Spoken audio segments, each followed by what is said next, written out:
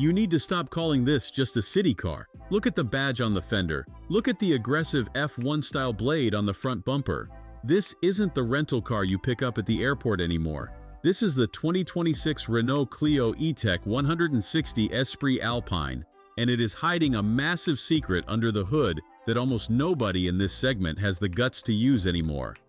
While everyone else is deleting cylinders and shrinking engines to the size of a milk carton, Renault did the exact opposite. But before we pop the hood, you have to understand what Esprit Alpine actually means for the design. It's not just a sticker pack. You'll notice the matte shadow gray finish on the front blade. That's a direct nod to the Alpine sports cars.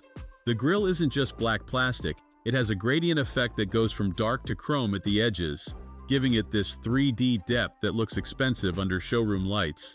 And the wheels, those are 18-inch diamond-cut alloys with a black varnish finish.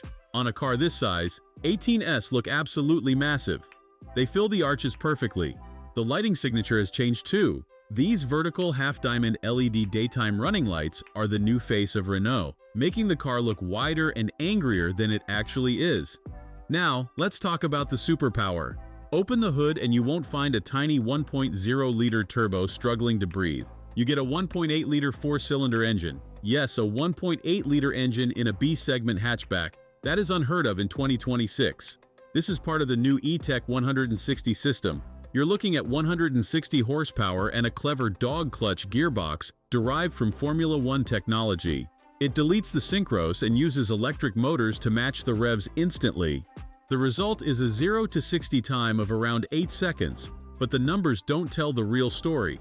The electric motors handle all the initial launch.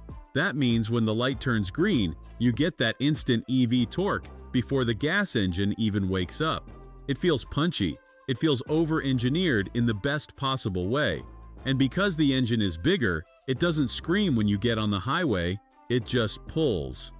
Moving inside is where the Esprit Alpine badge really earns its money. Forget the hard plastics of the old days. The first thing you notice is the stitching. You'll see red, white, and blue stitching on the steering wheel, a tribute to the French flag. The seats are wrapped in a sustainable fabric that feels like high-end technical sportswear, with a thick, supportive bolster that hugs you.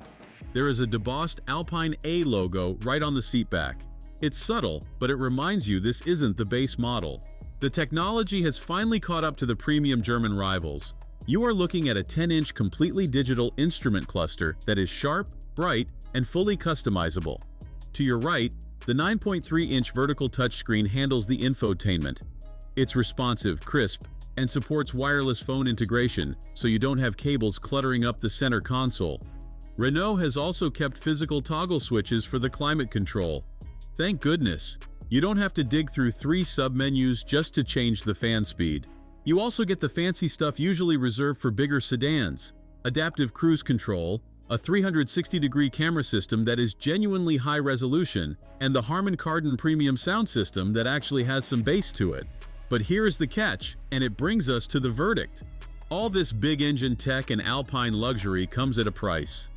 This specific model on the floor, with the options, sits at 32,750 Swiss francs. That is pushing deep into the territory of larger cars. So is it worth it? If you want the cheapest transportation possible, no. But if you want a car that is small enough to park anywhere but feels like a luxury sedan on the highway with a proper engine and an interior that feels special, this is currently in a class of 1. It's not just a Clio anymore, it's a pocket-sized Grand Tourer. If you love this deep dive, check out the video on screen now where we test its biggest rival. Don't forget to hit follow for more honest reviews. Thanks for watching. If you enjoyed this video, hit that like button and subscribe for more content just like this. Leave a comment below with your thoughts or questions. I read every single one. And don't forget to click the bell icon to get notified about my next upload. See you in the next video.